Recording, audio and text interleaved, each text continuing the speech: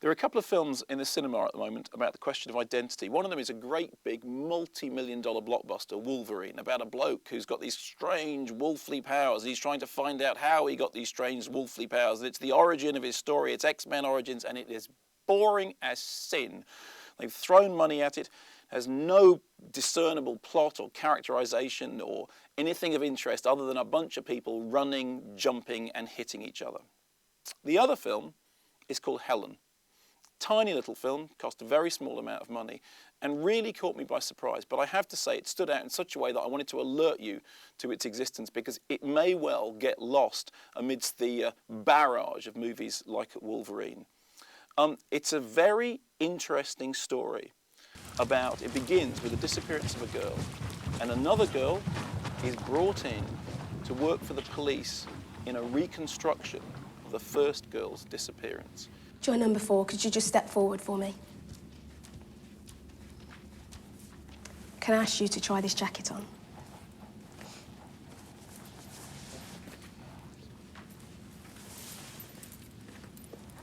Could you look to your right? Now turn to your left. Thank you. If you'd just like to walk slowly towards the wall. And slowly turn back again.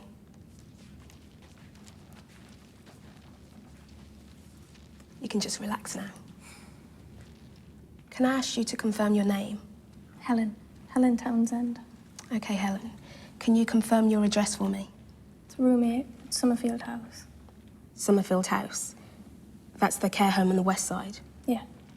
During the course of the movie, the stand-in starts to inveigle her way into the life of the girl whose role she is playing. Now, to describe it like that is almost to say that the film is a narrative film. Interestingly enough, it's not. It's a film which is directed by 2 filmmakers who've previously worked together on a series of short films called the Civic Life series.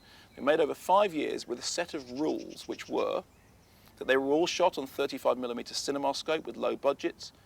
They used long takes, and they featured people from local communities with little or no acting experience. What they discovered through this process was that the strange disparity between the very highly orchestrated nature of the shot and the, in many ways, unpolished performances of the people on screen created a strange sort of synchronous mood, something very edgy, something very atmospheric, something oddly insightful. Now, in the case of Helen, watching the film and wondering about what its story was going to be, how the story was going to play out, I suddenly found myself in a state which reminded me very much of watching, for example, David Lynch's Twin Peaks, feeling really uneasy, feeling really unsettled, feeling really, really on edge, but not entirely knowing why.